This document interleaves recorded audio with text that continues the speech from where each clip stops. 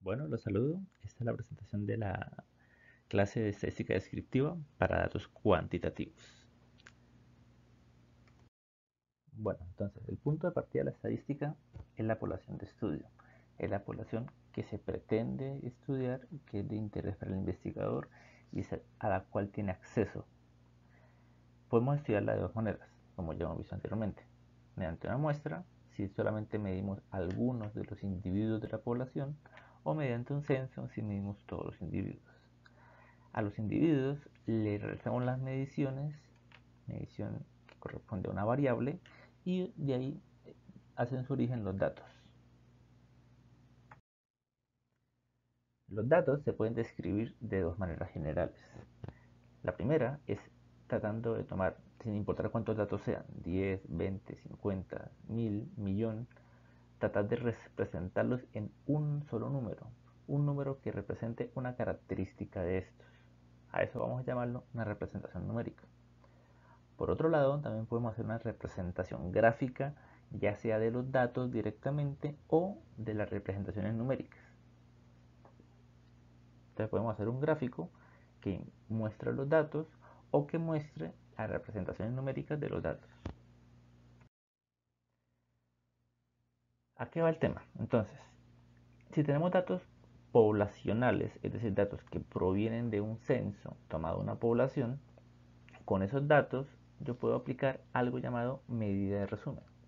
Entonces le aplico una medida de resumen a los datos y obtengo el valor del parámetro, específicamente el valor real del parámetro. La medida de resumen aquí juega el papel de un cálculo, de un procedimiento, que nos permite convertir los datos, sin importar cuántos sean, en un solo valor. Y ese valor me va a permitir describir a la población de dónde provienen los datos. Entonces, si yo quiero estudiar una población cualesquiera, yo puedo tomar datos de toda la población, calcular algo que me permita describirla, y con eso que calculo, pues describir la población. Es algo que parece redundante, pero digamos que cuando ahora tengo una muestra, esa muestra tiene individuos también, de esos individuos yo mido los datos y vamos a hacer lo mismo, vamos a aplicar un cálculo matemático para obtener un valor. En este caso, como vienen de una muestra, ese valor se llama valor de un estadístico. Ese estadístico me va a permitir describir a la muestra de dónde provienen los datos. Pero si yo tengo una población y la muestra representa de forma válida a esa población, es decir, el muestreo es válido, que se puede lograr, como hemos visto anteriormente, a través de un muestreo probabilístico o a través de un muestreo no probabilístico que garantice validez. Esos datos, que son datos muestrales, me permiten otra vez calcular un estadístico a través de la medida de resumen. Pero ese valor del estadístico puedo utilizarlo para tratar de aproximarme al valor del parámetro, procedimiento que se llama estimación, cuando yo pretendo usar un estadístico y hacerlo pasar como si fuera el valor del parámetro. Ese valor estimado del parámetro es el que me va a permitir describir a la población de donde proviene la muestra. Este es el sentido general, digamos, la lógica de funcionamiento de la estadística. Lograr describir poblaciones sin necesidad de medir a toda la población, sino simplemente con datos muestrales lograr estimar lo que ocurre en la población. Hay que tener en cuenta que esa estimación solo será válida si el muestreo es asimismo válido. Los datos pueden ser de dos características, pueden ser datos cualitativos o datos cuantitativos. La representación numérica de los datos tiene dos tipos generales. Pueden ser unas medidas de resumen, que es una forma de sintetizar los datos en un solo número, pero datos que provienen de una sola variable, mientras que yo puedo asociar valores de más de una variable. Eso se llama medidas de asociación. Como ejemplo, podemos ver dos variables, por ejemplo la variable peso y la variable género. La variable peso es cuantitativa, mientras la variable género es cualitativa. Independiente, aquí podríamos haber usado cualquier tipo de variables, dos cuantitativas o dos cualitativas, el ejemplo da igual.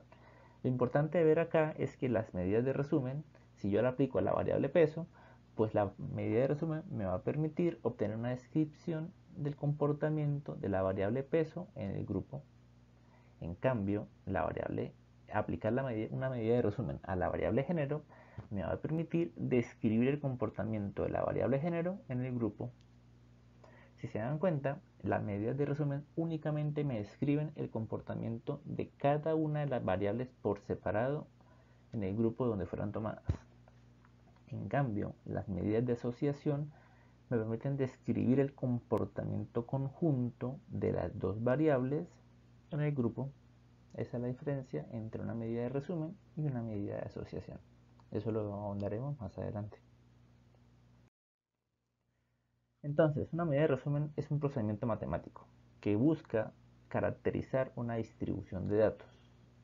Por ejemplo, si vamos a tomar, por ejemplo, las notas, un conjunto de calificaciones de un examen, yo puedo caracterizar cosas de esas notas, de un salón dado, un grupo de estudiantes dado. Por ejemplo, yo puedo tratar de ver cuál es la nota promedio, es decir, la nota alrededor de la que la mayoría de personas se encuentra.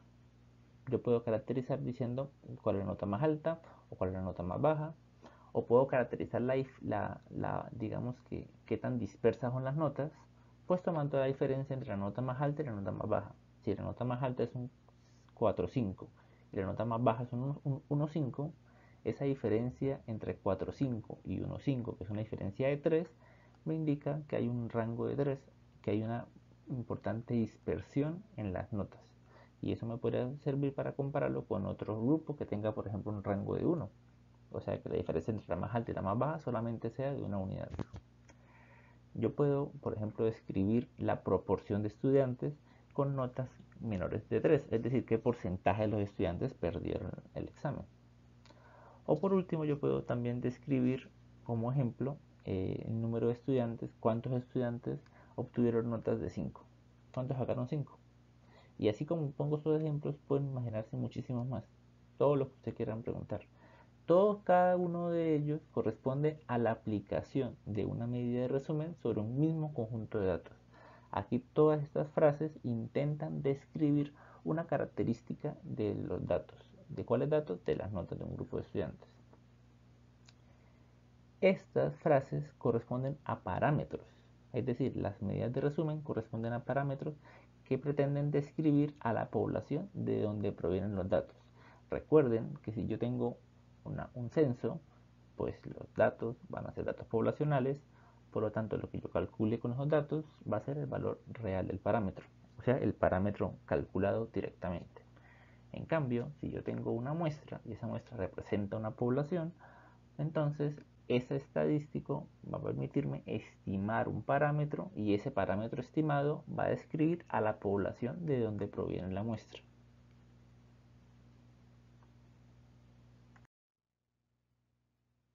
Las medidas de resumen, ya para comenzar a entrar en materia y viendo qué es esto de medidas de resumen, porque viéndolo así como que uno queda con la curiosidad de saber, pero ¿qué es una medida de resumen? Bueno, una medida de resumen es un procedimiento matemático, como acabamos de ver, pero hay diferentes tipos de medidas de resumen. No todas miden lo mismo, miden características diferentes, cualidades diferentes de los datos. Yo puedo preguntarme cuál es el centro de los datos, qué es lo representativo, qué es lo central, qué está en el medio. Eso se llama medidas de tendencia central o simplemente medidas de centro. En cambio, yo puedo quererme preguntar qué tan variables son los datos, son parecidos todos entre ellos o son muy diferentes entre ellos. Esas se llaman medidas de variabilidad o medidas de dispersión. Yo puedo preguntarme es por la forma de los datos. Entonces puedo tener medidas de simetría o medidas de kurtosis, que en colectivo se conocen como medidas de forma, que pretenden describir la forma de los datos si yo lo graficara, cómo se verían los datos. Acá es importante aclarar una cosa. Estas medidas de forma se agrupan a simetría y kurtosis, pero realmente son características diferentes. La simetría y la kurtosis son cosas muy diferentes. Sin embargo, se resumen como medidas de forma porque me van a permitir distinguir una forma normal de una forma que no es normal. Entonces, ¿por qué es tan importante esto? La forma puede ser normal o no normal. La forma normal es la forma de la distribución normal, la forma de la campana de Gauss, mientras que la forma no normal pues es la que no tiene esa forma. Acá está la forma normal. Esta forma es la que ustedes de pronto han visto en el colegio o han visto en alguna parte, en alguna otra materia, en algún libro. Es la forma de la campana de Gauss, es la forma normal. Es la forma como se comportan la mayoría de los fenómenos naturales. ¿Sí? Esta forma tiene la peculiaridad de que los datos se tienden a amontonar en el centro, pero con un patrón progresivo específico. Si se dan cuenta, hay un lento decaimiento a medida que nos alejamos del centro. Esta forma expresa realmente la gráfica de una función matemática con propiedades muy buenas, por lo tanto, en la que se utiliza en muchísimas ocasiones. Y está muy relacionada con las medidas de centro y con las medidas de variabilidad que más se utilizan, como lo vamos a ver más adelante. Es importante aclarar que una vez yo tengo que un conjunto de datos tiene forma normal, ya sé cómo es su asimetría y ya sé cómo es su kurtosis. O sea, las medidas anteriores, asimetría y kurtosis, ya las conozco, ya sé que son normales. Entonces, ¿qué me queda por definir? Me queda por definir cuál es el centro de esa campana y cuál es la anchura, cuál es la variabilidad. Entonces vamos a concentrarnos inicialmente en las medidas de centro y variabilidad. Y posteriormente veremos cómo distinguir si una forma es normal o si una forma es anormal. O, perdón, no normal. Porque que una forma no sea normal no significa que esté mal, simplemente que no corresponde a la distribución normal. Entonces, las medidas de centro, las grandes medidas de tendencia central, son fundamentalmente dos. La media, también llamada promedio o media aritmética, y la mediana, también llamada percentil 50 o segundo cuartil, como veremos más adelante. Acá algunos se preguntarán por qué no estoy mencionando la moda. La moda es una medida de centro, sí, pero digamos que no es tan utilizada en datos cuantitativos como tal. Aquí la discusión se centra en cuándo usar la media aritmética y cuándo usar la mediana, que eso lo veremos más adelante. Las medidas de variabilidad más importantes son estas dos, la desviación estándar y el rango intercuartílico. He de notar que la desviación estándar se suele utilizar acompañada de la media aritmética. En cambio, el rango intercuartílico suele acompañar a la mediana. O sea, hacen como una especie de parejas, como si estuvieran unidos porque su naturaleza es la misma. La media se acompaña de la desviación estándar, mientras que el rango intercuartílico se acompaña de la mediana. Por último, tenemos medidas de forma, que son coeficientes. Hay varios coeficientes de simetría, no solamente hay uno, hay muchas formas de coeficiente de asimetría y muchas formas de coeficiente de kurtosis. Lo más importante acá es saber interpretarlos, no solamente los coeficientes, sino la representación gráfica de la forma, que eso lo vamos a dejar para más adelante. Vamos a arrancar en materia con la media aritmética. La media aritmética corresponde a la suma de todos los valores dividido entre la cantidad de datos. La expresión que está arriba corresponde a la fórmula matemática, que vamos a comenzar a acostumbrarnos un poco a ver fórmulas matemáticas para que digamos que no piensen que el curso no va también de matemáticas, por supuesto que sí. Ya que la primera parte fue muy teórica y esta parte va a ser mucho más matemática. Entonces, lo que está arriba, la primera cosa rara que ustedes ven por ahí, se llama mu. Es una letra griega. Eso que parece una U con una cosa alargada al principio, se llama mu o mu en inglés, como se suele leer. Esa letra griega representa a la media aritmética de una población o media aritmética poblacional. Lo que sigue después es una letra gigante, como una especie de Z o una E gigante, que es la sigma mayúscula. Esa sigma mayúscula representa la sumatoria. ¿Qué vamos a sumar? porque si hay una sumatoria es porque vamos a sumar algo. Vamos a sumar los valores x, siendo x cualquier cosa que queramos. Por ejemplo, en el ejemplo de abajo vemos que x es un vector de datos. Un vector es un conjunto ordenado de valores. Entonces tenemos el valor 2, el valor 5, el valor 3 y el valor 0. Y esos cuatro valores, así como están, se llaman un vector de cualquier cosa, que no sabemos qué es. Ese vector vamos a sumarlo. Entonces lo que hacemos con la sumatoria es sumar los valores de x, todos los valores de x, uno tras otro. Y al final dividimos el resultado entre n mayúscula. N mayúscula, que es el total de datos de la población. Suponemos que el vector x es una población, entonces vamos a dividir finalmente entre 4, porque tenemos 4 elementos en ese vector de datos. Entonces el promedio mu, como vemos abajo, es igual a sumar los datos. Entonces tomamos cada uno de los datos, x1, x2, x3 y x4, donde cada uno de esos x corresponde al primer valor de x, segundo valor de x, tercer valor de x y cuarto valor de x. Después de sumar esos números, dividimos entre 4 y 10 entre 4 nos da finalmente 2,5, que sería el promedio de la variable x. Acá vamos a comenzar a introducir el uso de la tabla de cálculo. La tabla de cálculo es digamos que es simplemente una tablita que nos va a permitir hacer procedimientos más fácilmente. Esta tabla se compone inicialmente de lo que están viendo en pantalla. Vamos a colocar la cantidad de datos y vamos a numerarlos. Entonces la columna I, donde está esta pequeña I, que realmente corresponde a un índice, vamos a numerarlos 1, 2, 3, 4. Y en la otra columna vamos a colocar los elementos de x. X, el vector que nos dieron originalmente, tiene el número 2 en primer lugar, después el número 5, después el número 3 y de último el número 0. ¿Qué pueden ser esos valores? Pueden ser, por ejemplo, el número de hijos de una persona. Puede ser que la primera persona encuestada, sea i igual a 1, tenga 2 hijos. La segunda persona encuestada tenga 5 hijos. La tercera persona encuestada tenga 3 hijos. Y la cuarta persona encuestada tenga ningún hijo. Eso es posible, pero no nos dicen que es x. X puede ser cualquier variable cuantitativa. Aquí estamos trabajando con variables cuantitativas. Es importante que recuerden eso. O sea, son cantidades que se pueden sumar. Entonces, la tabla de cálculo me permite colocar los pasos de cálculo de forma ordenada. ¿Qué vamos a hacer después de colocar los datos? Vamos a sumarlos, porque la fórmula nos indica que tenemos que sumar.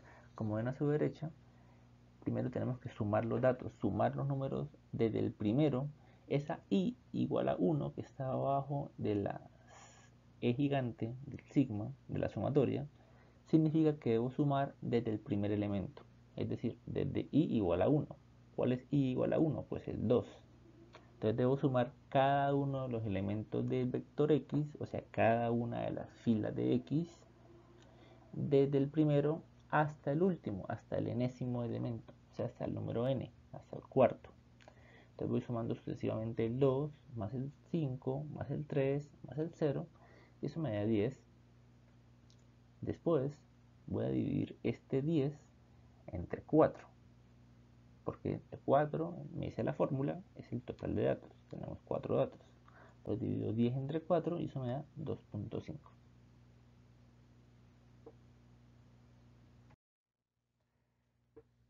Bueno, acá introdujimos lo que era anteriormente lo que era la letra griega mu, o mu, que es la sumatoria de los datos entre el total de datos de una población, alias media aritmética poblacional. Como ese cálculo se hace con datos poblacionales, es decir, datos que provienen de un censo, lo que yo calcule, cuando yo aplique la fórmula en la media aritmética poblacional, lo que yo obtenga, eso va a ser el valor de un parámetro. Por lo tanto, la media aritmética poblacional es un parámetro porque requiere datos de una población completa. Esa n mayúscula, como ya hemos visto anteriormente, corresponde al tamaño de la población, es decir, el total de datos de una población. Si tenemos 50 personas en una población, pues n mayúscula va a ser 50. Entonces la fórmula, para volver a repasar, sería sumar cada uno de los 50 datos desde el primero hasta el último y al final dividir entre 50. La fórmula de abajo vemos la media aritmética muestral. Vemos una X con una barra arriba, tal como aparece en la calculadora. Esa X con la barra arriba es igual a una fórmula muy similar a la fórmula de arriba. Vamos a tomar los datos desde el primero hasta n minúscula, o sea, hasta el último, de la muestra. Se supone que estamos trabajando con datos que son de una muestra, datos muestrales. Por ejemplo, volviendo al ejemplo, si tenemos 50 datos en la población y tomamos una muestra de 10 personas, pues la muestra tiene un tamaño de muestra de 10. Por lo tanto, vamos a sumar los 10 números desde el primero hasta el último y vamos a dividir finalmente entre 10. Esa sería la fórmula de la media aritmética muestral. Y este dato, esta medida de resumen, como fue medida con datos de una muestra, corresponde al concepto de un estadístico. Y su valor pues, será el valor de un estadístico. Vamos a hacer un ejercicio para practicar esos conceptos, tanto lo de media muestral como media poblacional. Arriba vamos a suponer que tenemos un censo, unos datos poblacionales. Entonces tenemos todos estos números que están arriba, esos 14 números corresponden a mediciones hechas a toda una población. Queremos describir esa población, queremos describir el promedio, el centro. Entonces, si tengo toda la población, pues yo puedo tomar todos los datos, sumarlos, al sumarlo me da 97, eso lo divido entre 14, que es el total de datos, y me da 6,93. Ese promedio, 6,93, me permite describir a la población de donde provienen los datos, o sea, la que se censó. Supongamos que ahora tomo muestras. Digamos que en lugar de tomar los 14 datos, solamente tuviera los 4 primeros. Esos 4 primeros datos corresponden a una muestra porque son un subconjunto de la población. Si yo tomo un promedio de esos 4 datos, ese promedio no puedo hacerlo común porque es un promedio de una muestra. Por lo tanto, lo hago con X con barra.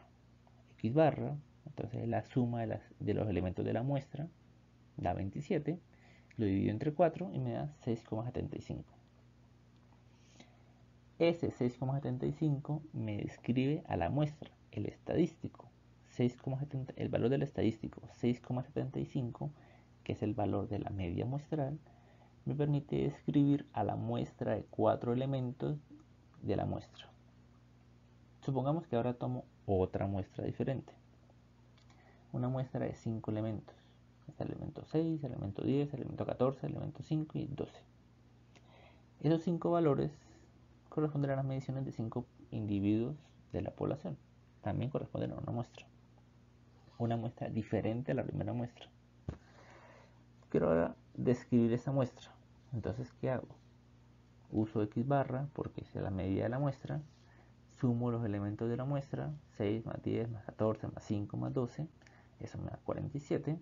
Y ese resultado finalmente lo divido entre 5 porque son 5 elementos de la muestra, de esta muestra.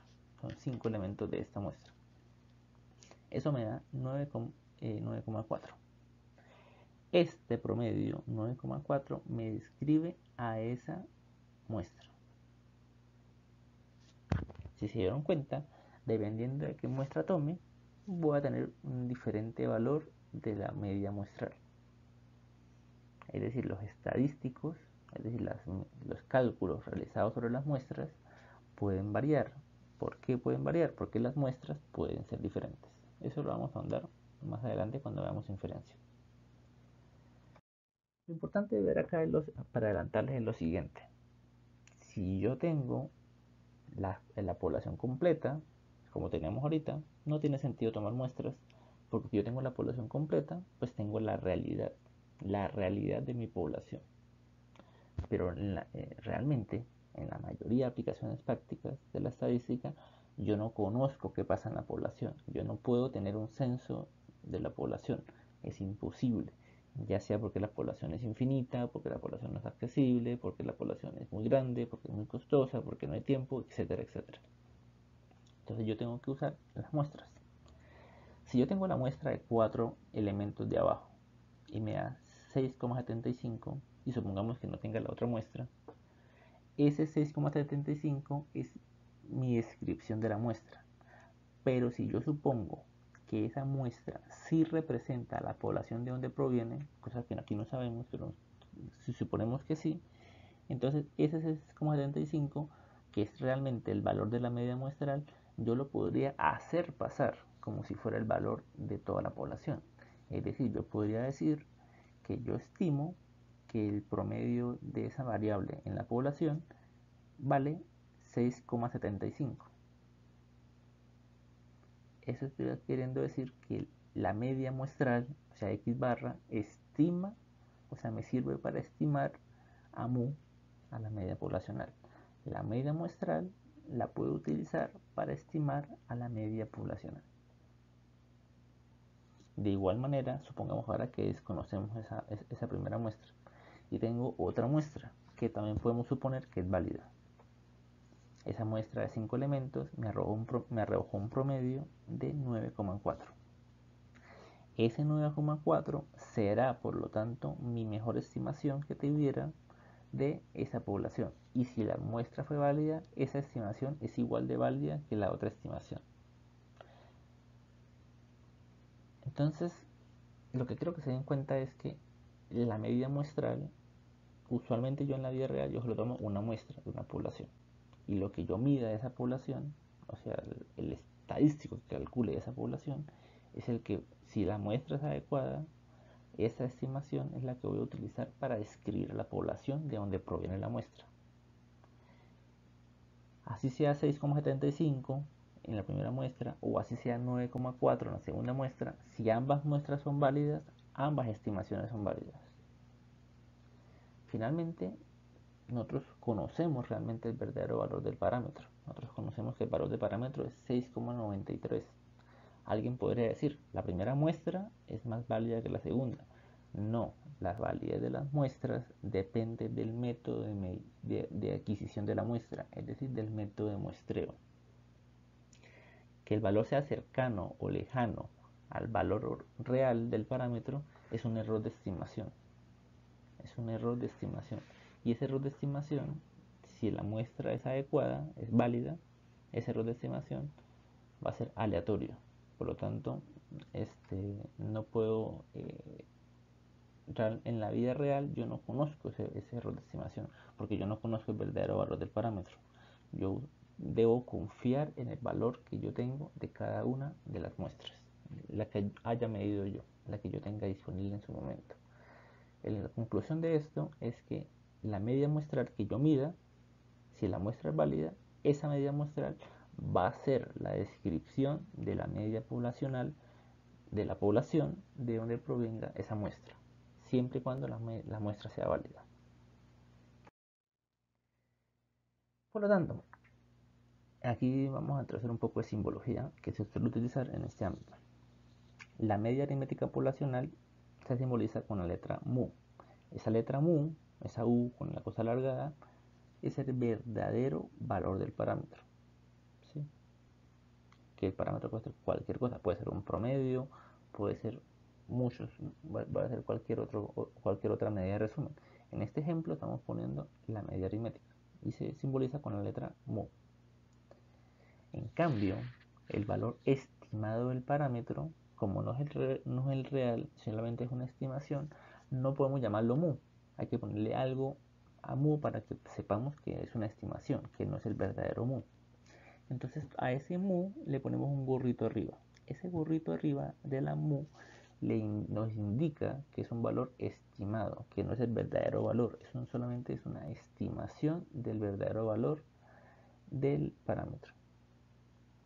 Mu con gorro o mu sombrero corresponde al valor estimado del parámetro o al estimador del parámetro. Como lo que usamos para estimar el parámetro es el estadístico, en este caso, entonces vamos a decir que X barra, o sea, la medida muestral, equivale al valor estimado del parámetro o al estimador del parámetro. Eso solamente será válido si la estimación es válida. Eso va a depender de que la muestra sea válida. Poniendo un ejemplo en contexto, ya con todos los elementos juntos, Vamos a suponer que yo quiero saber la nota promedio de un grupo de 30 estudiantes. Yo quiero describir la nota de 30 estudiantes. Entonces yo tengo dos caminos. Yo puedo hacer un censo, o sea, yo puedo preguntarle a todos los 30 estudiantes la nota. Después de preguntarle la nota a los 30 estudiantes, pues sacar un promedio, es promedio aquí, la media de resumen, y obtengo la nota promedio de los 30 estudiantes.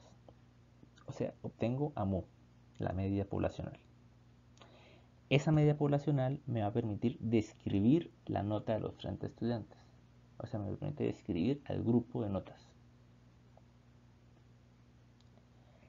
Por otro lado, yo podría ser un poquito más perezoso, digamos, usar la estadística y ahorrarme un poquito de trabajo y hacer un muestreo que debe ser válido.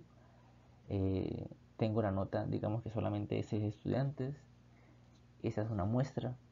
Al aplicar la fórmula del promedio a una muestra, yo no obtengo la media poblacional, sino obtengo una media muestral, X barra, y esa media muestral es la nota promedio de los 6 estudiantes. Esta nota promedio de 6 estudiantes me describe a los 6 estudiantes. Es una descripción, es estadístico, es una descripción de los 6 estudiantes, de la muestra de 6 estudiantes. Ahora, si el muestreo fue válido, la estimación también será válida. Por lo tanto, yo puedo hacer pasar esa nota promedio de 6 estudiantes como si fuera la nota estimada de los 30 estudiantes. Por lo tanto, ese promedio estimado va a permitirme describir a los 30 estudiantes, a pesar de que no medí a los 30 estudiantes, que solamente le pregunté a 6. Eso es lo que permite la estimación estadística, que se basa y se radica en un muestreo adecuado.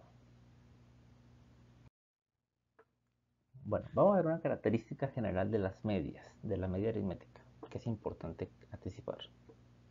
Acá tenemos un grupo de números. Tenemos el 3, el 5, el 7, el 15, el 8, el 4 y el 7.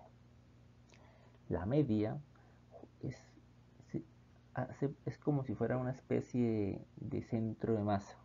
Es como si pusiéramos en una balanza los pesitos y tratáramos de buscar un punto de equilibrio de esos pesos. Si se dan cuenta, en la balanza de arriba tenemos el valor 15. Y ese valor 15, como queda muy alejado de los otros, tiene mayor efecto, mayor peso, mayor palanca. Por física ustedes recuerdan que las cosas entre más se alejen del punto de apoyo, pues tiene mayor efecto, digamos que se traduce a mayor fuerza. Por lo tanto, a pesar de que hacia un lado tenemos 3 pesos y a un lado apenas tenemos uno, muy alejado, ese que está tan alejado ya compensa el efecto de los 3 pesos que están hacia el lado izquierdo. Por lo cual el centro de masa termina siendo 7. Si uno tomara solamente los datos sin importar ese 15, uno se daría cuenta que ese 7 no representa los datos. Uno dice, no, la mayoría de los datos son menores de 7, o son 7 o menores de 7. Por lo tanto, el 7 no parece tan representativo de los datos. En cambio, si vemos los datos abajo, si quitáramos el 15, vemos cómo se desplaza el centro de masa de los datos, o sea, el punto de equilibrio, se desplaza a un punto que sí parece representar los datos. Ese 15 que está a la derecha se conoce como un dato atípico. Un dato atípico es un dato que se diferencia mucho del conjunto de datos global.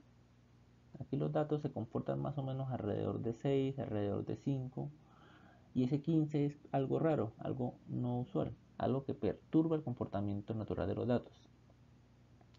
Ese 15 me causa una desviación del centro de masa y me desvía el promedio. Entonces la conclusión de esto es, los valores atípicos, los valores muy alejados tanto para arriba, o sea, demasiado grandes, o hacia abajo, demasiado negativos o demasiado pequeños, o sea, demasiado a la izquierda, van a distorsionar el conjunto de datos y las mediciones que se hagan de él.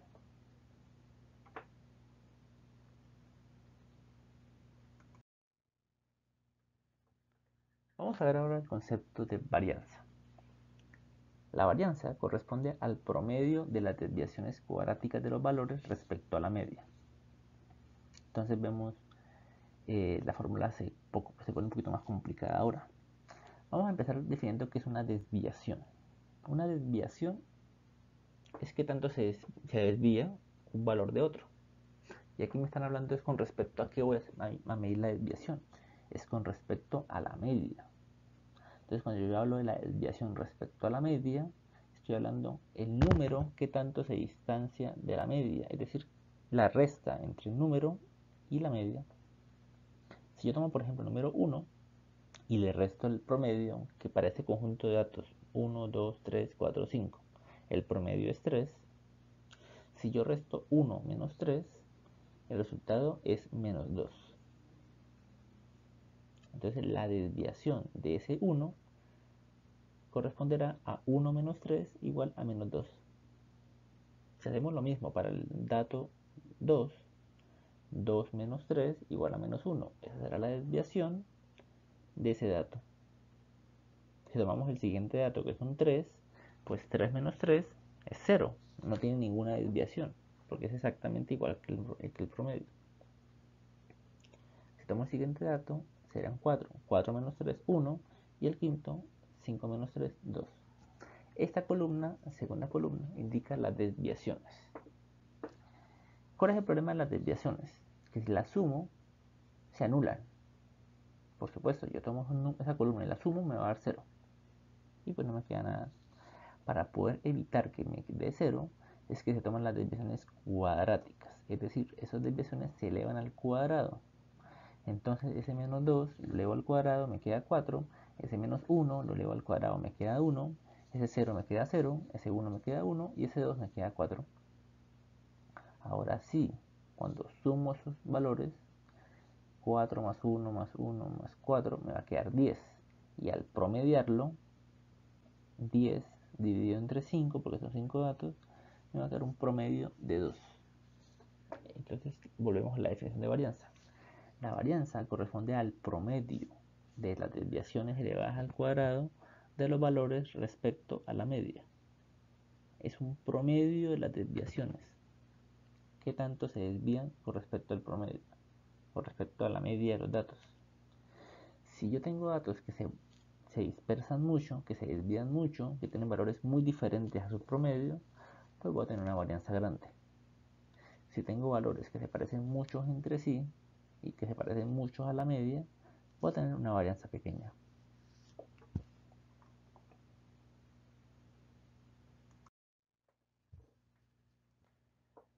La fórmula anterior, que corresponde a la varianza, tenía un problema.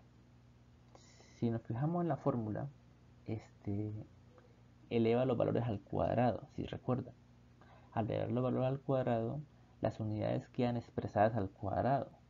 Si estamos trabajando con pesos, por ejemplo, o con libras, o con metros, o con lo que fuera, esas unidades de medida me van a quedar elevadas al cuadrado. Y yo no sé exactamente qué significan los pesos al cuadrado o los metros al cuadrado. Es difícil hacer interpretaciones con unidades elevadas al cuadrado si yo me refiero a las unidades sin cuadrado, si mis valores vienen sin cuadrado. Entonces existe un concepto más interpretable que la varianza que se llama la desviación estándar. La desviación estándar corresponde a la raíz cuadrada positiva de la varianza o simplemente la raíz cuadrada de la varianza. Es la forma interpretable de la varianza, o sea, la que vamos a utilizar en la vida real, en los artículos, en los informes. Lo que vamos a interpretar es la desviación estándar, no la varianza. La desviación estándar se utiliza más porque es la que se expresa en la misma unidad de medida como vienen los datos. Si los datos vienen en pesos, la desviación estándar también va a venir en pesos. Entonces eso permite expresarme de forma igual a como yo venía hablando, a como venían los datos, a como viene la variable. Esas son las bondades de la desviación estándar.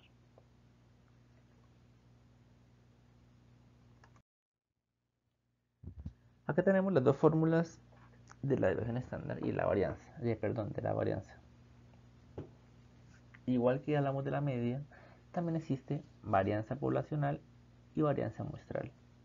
Hay una varianza poblacional cuya fórmula está arriba y una varianza muestral cuya fórmula está abajo. La de arriba solamente se aplica para datos que vengan de un censo, es decir, datos poblacionales. La que está abajo, la varianza muestral, es una varianza que se utiliza para datos que provengan solamente de una muestra. Si recuerdan, en la parte de las medias, media poblacional y media muestral, la fórmula era la misma: sumar los datos y dividir entre el total de datos. Acá es un poco diferente.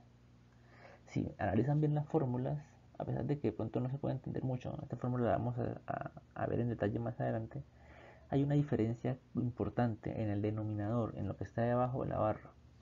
En la parte de arriba vemos que está n. En cambio, en la parte de abajo vemos n-1. Esa es la diferencia fundamental entre la varianza poblacional y la varianza muestral. La varianza muestral, en lugar de dividir entre el total de datos, se divide entre el total de datos menos 1. O sea, se le resta un 1 al total de datos que se tenga de la muestra.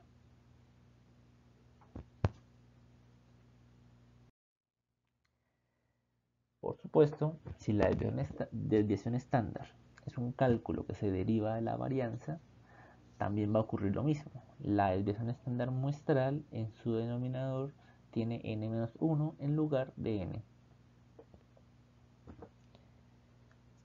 Creo que, bueno, el símbolo que se ve arriba para la desviación estándar poblacional, esa O extraña o esa cosa rara que está ahí en la fórmula, se llama sigma, sigma minúscula. Esa sigma minúscula representa a la desviación estándar poblacional. La sigma, cuando lleva un cuadrado, se llama varianza. En cambio, la desviación estándar muestral se simboliza con la letra S.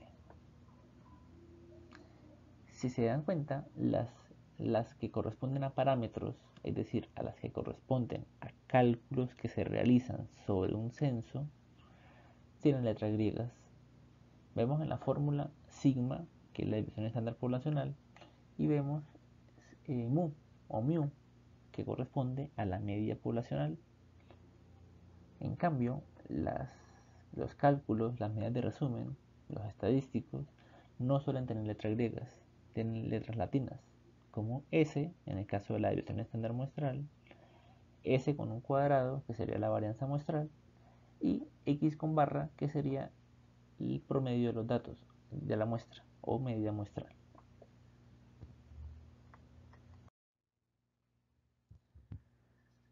Vamos a poner en práctica el cálculo de la desviación estándar con la tabla de cálculo que vimos anteriormente. Entonces vamos a usar el vector de datos, el mismo vector de datos, el 2, el 5, el 3 y el 0. Este vector de datos tiene como promedio 2,5. Si aplicamos la fórmula de la desviación estándar a este conjunto de datos, vamos a ver que tomamos cada uno de los datos y le restamos el promedio, como decía la fórmula. Entonces, cada uno de los datos es 2 menos el promedio, que es 2,5. El resultado lo elevo al cuadrado, más 5 menos 2,5, que es el promedio. Todo eso elevado al cuadrado, más 3 menos 2,5, que es el promedio. Todo eso elevado al cuadrado, más 0 menos 2,5, todo eso elevado al cuadrado. Y todo dividido entre 4, que es el total de datos. El resultado de esas restas hasta abajo, y ahora tenemos que elevar al cuadrado esos valores.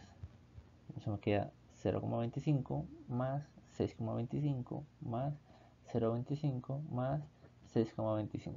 Eso me da igual a 13, y 13 dividido entre 4 me da igual a 3,25, que será la varianza poblacional de ese conjunto de datos, suponiendo que corresponden a una población, o sea, a un censo. Eso que hicimos podremos perfectamente también hacerlo con una hoja de cálculo, una tabla de cálculo, como vemos abajo. Tenemos los datos numerados del 1 al 4, como hicimos anteriormente. Ponemos los datos y ahora en cada una de las columnas a la derecha vamos a colocar un paso de cálculo. Vamos a empezar primero con la resta. En la primera celda, donde aparece el menos 0,5, ese valor surgió de tomar el 2 y restarle el promedio, 2,5. Luego aparece 2,5, que sale de tomar el 5 y restarle 2,5, y así sucesivamente. En la siguiente columna vamos a ver el siguiente paso de cálculo, que es elevar los números al cuadrado. Cada uno de los números de la tercera columna lo vamos a proceder a elevarlos al cuadrado y después vamos a sumarlos y sacarle el promedio a la columna, que me da finalmente 3,25. La tabla de cálculo puede que en este caso sencillo no se vea la ventaja de su uso, pero si son 30 datos, colocar una expresión matemática con 30 números es muy largo, muy dispendioso y se presta para confusiones y errores. La tabla de cálculo me permite ejecutar cálculos más complicados con muchos datos sin perder el orden. Solamente es agregar filas en la tabla de cálculo.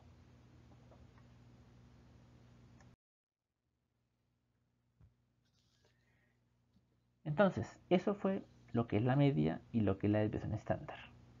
Si yo tengo un conjunto de datos con forma normal, recuerden que lo que necesitamos es describir el centro y la variabilidad.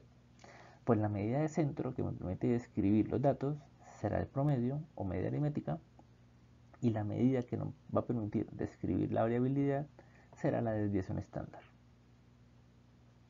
Entonces, estas dos medidas son las que se utilizan cuando los datos tienen forma normal de forma preferente, como descriptores del centro y de la variabilidad de un conjunto de datos. Se usarán los poblacionales, o sea, mu y sigma, cuando son datos de un censo, o sea, los parámetros, mientras que cuando son datos muestrales, pues se utilizarán sus equivalentes muestrales, x barra, o sea, la media muestral, y s, que es la desviación estándar muestral.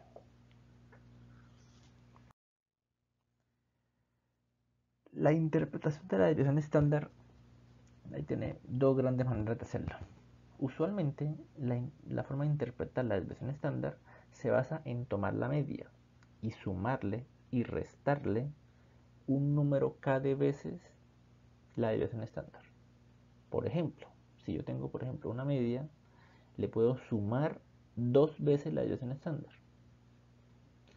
Y puedo tomar la media otra vez y restarle dos veces la desviación estándar. Hacer este procedimiento me permite dar una interpretación que puede ser de dos maneras grandes. Puede ser a través de la regla empírica, o en general la estandarización usando la distribución normal, o puede ser a través de la desigualdad de Chebyshev. Estos temas que están en el asterisco se dejan como tarea para que las indaguen y los evaluaremos en la siguiente clase.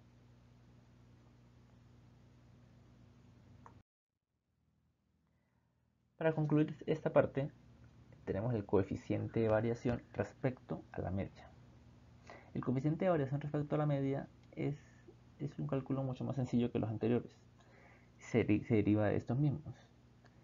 Para obtener el coeficiente de variación respecto a la media, debemos dividir la desviación estándar entre el promedio.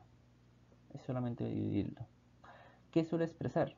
Expresa la variabilidad relativa respecto al promedio y se expresa como porcentaje.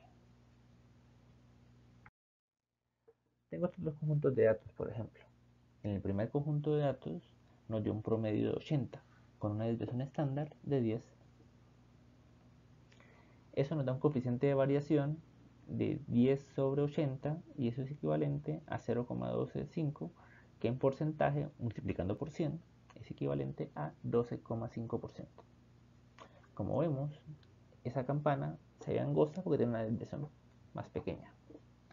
La otra campana, que describe otro conjunto de datos diferente, tiene mayor amplitud, mayor anchura, es más ancho, porque tiene una desviación estándar de 30. Y la posición es más a la derecha, porque es 150, o sea, tiene valores que tienden a ser mayores. El coeficiente de variación para este segundo conjunto de datos sale 30 dividido entre 150, eso me da 0,2, que multiplicado por 100% es igual a 20%. Como vemos, si comparáramos las desviaciones estándar, vemos que la desviación estándar del primer grupo es 3 veces más grande que la desviación estándar del segundo grupo. O sea, 30 es mucho más grande, es 3 veces más grande que 10. Pero Para ser más justos, se prefiere comparar el coeficiente de variación de ambos grupos. Entonces comparo el coeficiente de variación de ambos grupos y esto me permite saber igual que la variación relativa del segundo grupo de personas, del segundo grupo de datos, es mayor que la del primer grupo de datos. Como ejercicio les dejo hallar e interpretar la media aritmética, la desviación estándar y el coeficiente de variación respecto a la media de estas dos muestras, de la muestra A y de la muestra B.